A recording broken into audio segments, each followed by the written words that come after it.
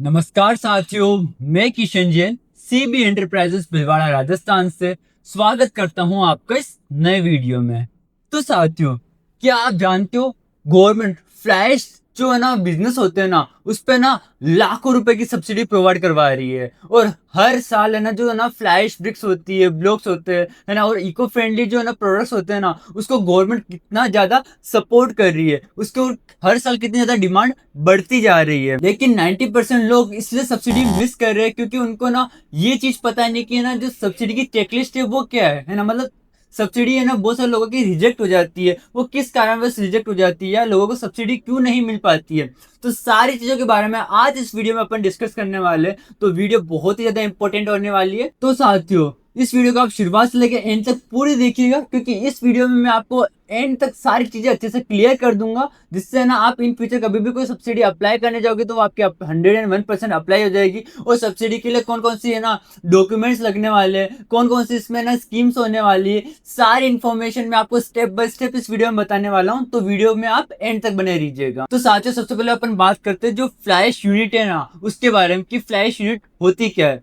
Flash unit वो manufacturing setup होता है ना जहाँ थर्मल पावर प्लांट होता है ना उससे निकलने वाली फ्लैश से ना ब्रिक्स, ब्लॉक्स, टाइल्स और जो कंस्ट्रक्शन मटेरियल होता है ना उसको बनाया जाता है। यह बिजनेस इसलिए तेजी से ग्रो कर रहा है क्योंकि ये ना सबसे पहले ये इको फ्रेंडली है और ये जो सीमेंट ब्रिक है ना उसका सस्ता अल्टरनेटिव है। और ये गवर्नमेंट जो ग्रीन कंस्ट्रक्शन है ना उसमें इसको बहुत ज्यादा प्रमोट किया जा रहा है। और इसकी स्मार्ट सिटीज और पीएम आवास योजना में ना इसकी बहुत ही ज्यादा डिमांड बढ़ती जा रही है, इसलिए ना इसका ना फ्लैश का बहुत ज्यादा आजकल यूज होने लग गया है। अब साथ ही अपन सेगमेंट 2 की बात करते हैं कि जो गवर्नमेंट है ना वो सब्सिडी क्यों प्रोवाइड करवाती है, गवर्नमेंट की सब्सिडी अपन को क्यों मिलती है। मतलब जो मैन्युफैक्चरिंग और वेस्ट रिसाइकिल को बढ़ावा देने के लिए ना फ्लैश यूनिट को बहुत ज्यादा गवर्नमेंट के थ्रू सपोर्ट किया जा रहा है। और आपको किस किस पर और कैसे कैसे सब्सिडी मिल सकती है उसके बारे में अब अपन बात कर लेते हैं। बेसिकली फर्स्टली अपन को जो मशीनरी परचेस होता है ना उस पर अपन को सब्सिडी प्रोवाइड हो जाती है। प्लांट जो सेटअप होता है ना उस पर अपन को सब्सिडी प्रोवाइड हो जाती है। इलेक्ट्रिसिटी सब्सिडी प्रोवाइड हो जाती है। इंटरेस्ट पर सब्सिडी प्रोवाइड हो जाती है। और मुद्रा और एमएसएमई जो लोन सपोर्ट होता है ना उसमें भी अपन को सब्सिडी बहुत इजीली प्रोवाइड हो जाती है। और कुछ राज्यों में ना 15% से ना 35% तक की भी सब्सिडी आपको प्रोवाइड होती है। मतलब सब्सिडी गवर्नमेंट बहुत ही अच्छे लेवल पर प्रोवाइड कर रही है, बट अपन को ये पता नहीं कि सब्सिडी प्रोवाइड कैसे होती है। तो उसके बारे में अपन ना भी स्टेप बाय स्टेप सारे पॉइंट्स क्लियर करने वाले हैं। तो साथियों, अब अपन जो तीसरा सेगमेंट है उसके बारे में बात कर लेते हैं, कंप्लीट सब्सिडी चेकलिस्ट के बारे में। मतलब जो कंप्लीट सब्सिडी चेकलिस्ट उसके अकॉर्डिंग सब्सिडी आपको कैसे मिल सकती है, उसकी क्या प्रोसीजर होता है, उसके बारे में अब मैं आपको प्रॉपर क्लियर करता हूँ। ठीक है ना। सबसे पहले अपन उसके पॉइंट्स के बारे में बात कर लेते हैं कि अब क्या क्या पॉइंट्स होने वाले हैं ना, और उसके बाद में अपन उसको अच्छे से डिस्क्राइब करेंगे पॉइंट्स को कि ना इन पॉइंट्स के अकॉर्डिंग मतलब इस चीज को आप कैसे कर सकते हो। बेसिकली सब्सिडी आपको कैसे मिल सकती है उस पॉइंट्स के बारे में अब अपन थोड़ा डिस्कस कर लेते हैं, है ना। मतलब ये पॉइंट्स आपके अप्रूवल होने चाहिए तब जाके आपको सब्सिडी मिल पाएगी। सबसे पहला पॉइंट है बिजनेस रजिस्ट्रेशन। आपको जो बिजनेस है ना वो रजिस्ट्रेशन होना चाहिए। एमएसएमई आपके पास अवेलेबल होना चाहिए, उद्यम रजिस्ट्रेशन, है ना। और पोल्यूशन कंट्रोल बोर्ड एनओसी आपके पास अवेलेबल होनी चाहिए। जो लैंड डॉक्यूमेंट्स होते हैं ना वो आपके पास अवेलेबल होने चाहिए। प्रोजेक्ट रिपोर्ट मतलब डीपीआर आपके पास अवेलेबल होनी चाहिए। बैंक लोन अप्रूवल होने चाहिए, आपके जो भी बैंक लोन आपने बैंक के थ्रू जो लोन लिया वो अप्रूवल होना चाहिए। मशीनरी बिल्स और इनवॉइस आपके पास होना चाहिए। Electricity connection and factory license आपके पास अवेलेबल होना चाहिए। मतलब ये 8 पॉइंट के बारे में अपन अभी प्रॉपर डिस्कस करने वाले हैं। ये 8 पॉइंट्स है ना आपके अप्रूवल होने चाहिए, तब जाके आपको सब्सिडी प्रोवाइड हो जाती है। सबसे पहले अपन बात करते हैं जो बिजनेस रजिस्ट्रेशन है उसके बारे में, है ना।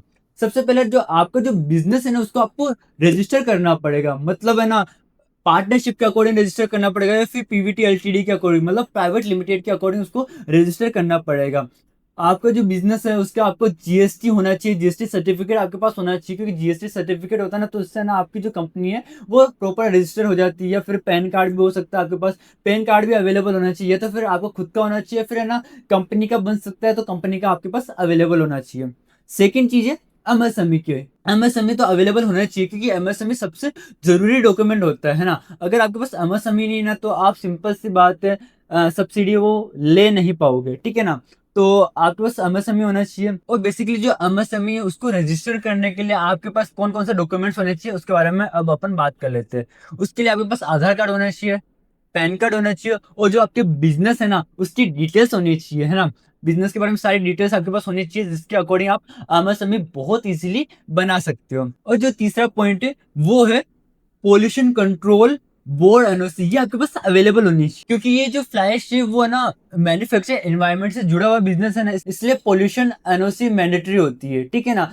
क्योंकि जो आप है ना फैक्ट्री या फिर सेटअप लगाने वाले हो, है ना, उसको है ना लगाने की आपको है ना परमिशन लेनी पड़ती है, उसको चलाने की भी आपको प्रॉपर तरीके से परमिशन लेनी पड़ती है। अब साथ अपन जो फोर्थ पॉइंट है उसके बारे में बात करते हैं, वो है लैंड डॉक्यूमेंट्स। यदि आपकी खुद की जमीन है ना तो आपको जो लैंड्स के पेपर है ना, मतलब आपकी जमीन के पेपर, उसकी नीड पड़ती है।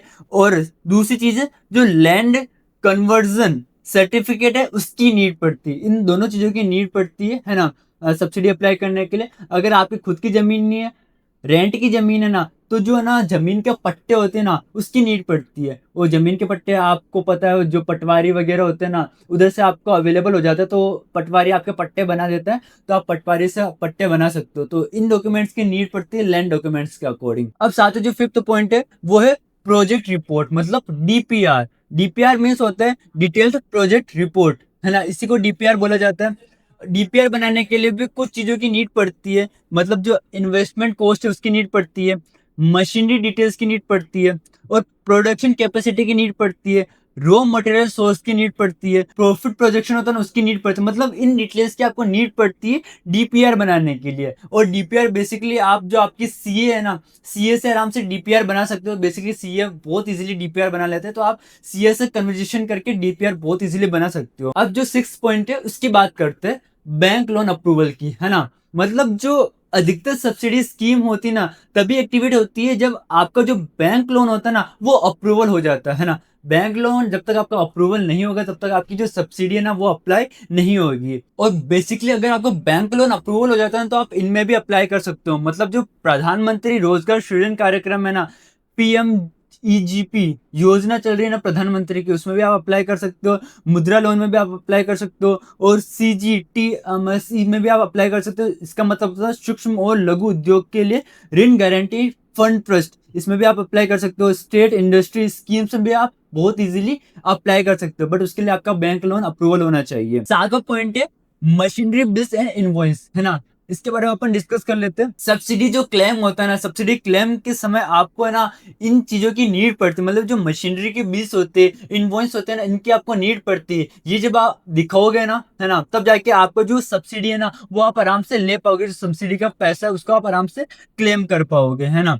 और बेसिकली मशीनरी परचेस बिल्स आपको है ना अवेलेबल होना चाहिए, जीएसटी इनवॉइस अवेलेबल होना चाहिए, पेमेंट जो प्रूफ है ना वो अवेलेबल होना चाहिए। मतलब जैसे आपने पेमेंट किया ना उसकी जो प्रूफ्स होते हैं, है ना, कि कैसे पेमेंट किया, कितना पेमेंट किया, है ना, जो आपने ऑनलाइन किया फिर ना ऑफलाइन किया, वो सारी चीजें आपके पास अवेलेबल होनी चाहिए। तब जाके ना आप है ना बहुत इजीली ना जो सब्सिडी उसको क्लेम कर सकते हो। और जो एट्थ पॉइंट है ना, electricity connection and factory license, है ना। बहुत सारे राज्यों में ना इस चीज की नीड पड़ती है, बट बहुत सारे राज्यों में नहीं भी पड़ती है। मतलब जब आप सब्सिडी अप्लाई करने जाओ तो आप वहां से कन्वर्सेशन कर सकते हो पहले जाकर कि जो इलेक्ट्रिसिटी कनेक्शन और फैक्ट्री लाइसेंस है उसकी नीड पड़ेगी नहीं पड़ेगी। मेरे अकॉर्डिंग है ना ये पहले से आप प्रिपेयर करके रखो, है ना, क्योंकि अगर आप प्रॉपर सब्सिडी लेने जा रहे हो तो आप अपनी अपनी तरफ से प्रॉपर रेडी रहो कि हाँ मुझे हर चीज के लिए रेडी रहना है। तो आप पहले सारी चीजें ऑलरेडी रेडी कर लो। मैंने आपको सारे सारे 8 पॉइंट अच्छे से क्लियर कर दे कि आपको किस किस चीज की नीड पड़ने वाली है सब्सिडी अप्लाई के लिए।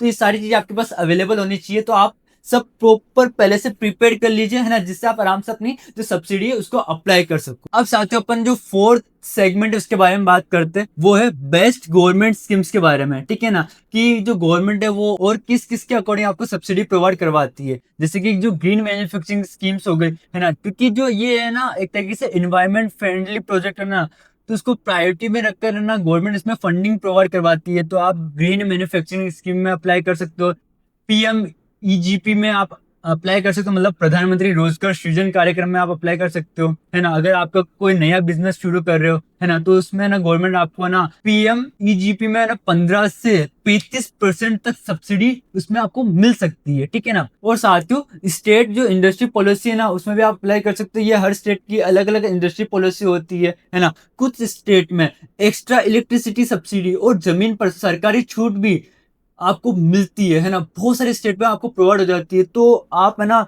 स्टेट इंडस्ट्री पॉलिसी में अप्लाई कर सकते हो, ठीक है ना। सेगमेंट 5 की बात करते हैं, जो कॉमन मिस्टेक्स है ना उसके बारे में अपन बात करते हैं, जिसकी वजह से बहुत सारे लोगों की जो है ना सब्सिडी वो अप्लाई नहीं हो पाती है। तो ये मिस्टेक आप मत करना से आपकी जो सब्सिडी है ना वो रिजेक्ट हो जाए। सबसे पहले बात करते हैं जीएसटी मिसमैच की, है ना। मतलब बहुत सारे लोग है ना जीएसटी का मिसमैच हो जाता है, जिसके वजह से ना उनकी सब्सिडी अप्लाई नहीं होती है। बहुत सारे लोग फेक इनवॉइस बना देते हैं। फेक इनवॉइस नहीं बनानी है आपको, जो चीज है वो रियल रखनी है आपको, है ना। रियल रखोगे तभी आपको सब्सिडी प्रोवाइड हो पाएगी। पोल्यूशन एनओसी पेंडिंग नहीं होनी चाहिए। रोंग डीपीआर आपको नहीं बनानी है।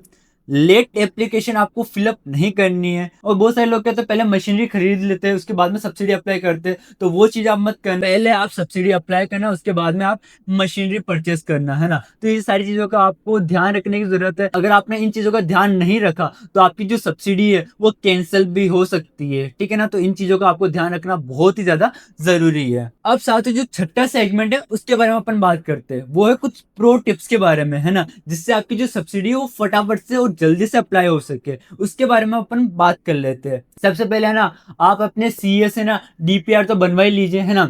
डीपीआर एक बहुत ही इंपॉर्टेंट चीज होती है सब्सिडी अप्लाई के लिए, तो आप डीपीआर बनवा लीजिए। और जो एमएसएमई कंसल्टेंट होते हैं ना उसकी आप हेल्प ले लीजिए, है ना।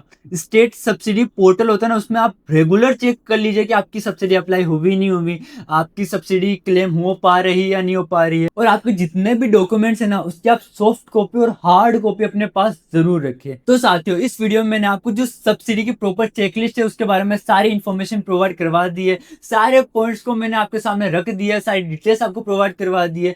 तो आने वाले टाइम में आपको जो सब्सिडी है उसकी कभी प्रॉब्लम नहीं आने वाली है। आप बहुत इजीली सब्सिडी अप्लाई कर सकते हो, ठीक है ना। और साथ ही जैसे कि आपको पता है जो फ्लैश वाले बिजनेस है वो इन फ्यूचर में कितने ज्यादा चलने वाले हैं ना। और साथ ही अगर आपको फ्लैश बिजनेस के बारे में और भी डिटेल में जानना है तो आप जो सीबी एंटरप्राइजेस चैनल है उसको विजिट कर लीजिए। उसमें आपको है ना फ्लैश बिजनेस के बारे में सारी की सारी डिटेल्स वाली वीडियो मिल जाएगी, तो आप जाके सीबी एंटरप्राइजेस चैनल चेकआउट कर सकते हो। और साथियों, अगर आपको ऐसी ही नॉलेजेबल वाली वीडियो चाहिए तो आप सीबी एंटरप्राइजेस चैनल को सब्सक्राइब कर लीजिए। आने वाली वीडियो और भी ज्यादा इंपॉर्टेंट होने वाली है। तो साथियों, इस वीडियो से तो मैं आपसे अलविदा लेता हूँ। आपसे मिलता हूँ मैं नेक्स्ट वीडियो में। चलो, all the best, bye bye.